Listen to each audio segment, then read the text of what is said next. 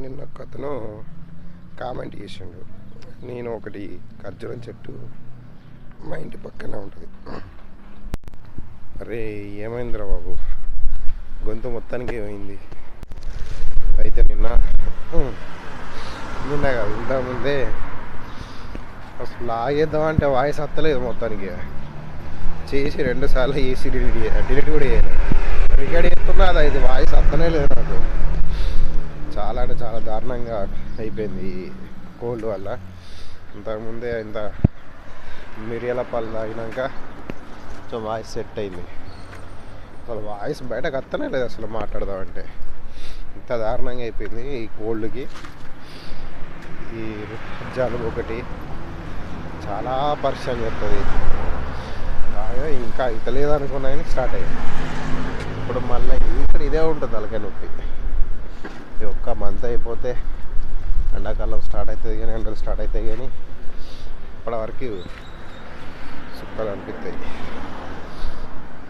Fever కన్నా ఎక్కువ ఈ తల ఫీవర్లు, హెడేక్, మెయిన్ మళ్ళీ హెడేక్ స్టార్ట్ అవుతుంది చలికి. నువ్వు ఏ స్వెటర్లు వేసుకో, ఎన్ని క్యాప్స్ పెట్టుకో అయితేనే ఉంటుంది. హాట్ వాటర్ తాగు, ఏమన్నా తాగు, అంతే. అది వారం 15 రోజుల దాకా నీకు టార్చర్ తప్పది. వచ్చిందంటే అది పోయేదాకా అట్లనే ఉంటుంది.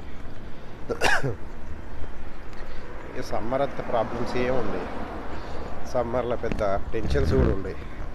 ఎండ కొడుతుంది కానీ అంత ఎఫెక్టివ్ అనిపిస్తుంది. అంటే కొంచెం వీక్ అవుతుంది కానీ మరి ఇంత దారుణంగా అయితే మనిషి పని చేయకుండా లేకపోతే తిండి తిన బుద్ధి కాకుండా అసలు విచిత్రంగా ఉంటుంది.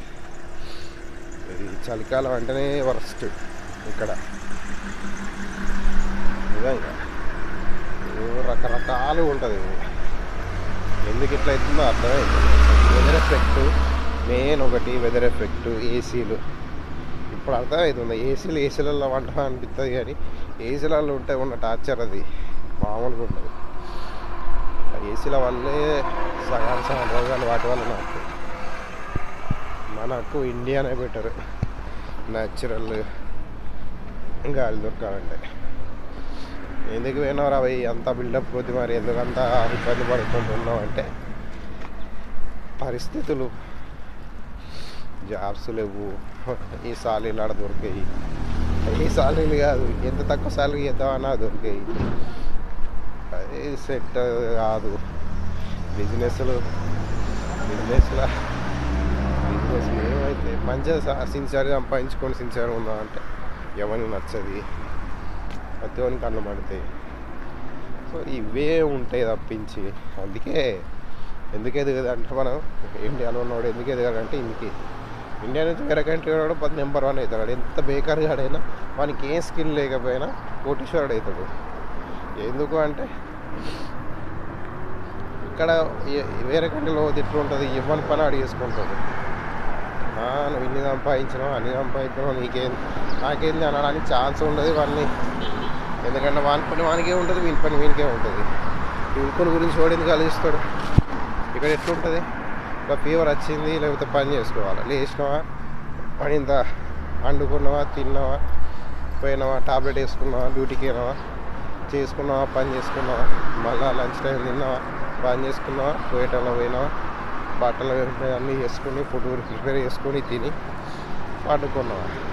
ఇదే ఉంటుంది. సో ఇంకొకరి గురించి ఆలోచించేంత టైం ఉంటుంది వానికి, ఆలోచించాల అవసరం కూడా ఉంటుంది. అందుకంటే వాడి టైం వానికే సరిపోతుంది. సో అందుకే డెవలప్ అయ్యేది. అందుకే నేను 100% చెప్తున్నా. పక్కన గురించి ఆలోచించి ఇట్లా అట్లా చేసి మనుషుల కింద మీద చెప్తాడు. అందుకే ఎవరు డెవలప్ అయ్యాడు, వాడు కాడు, ఇంకోటి కానీ అది.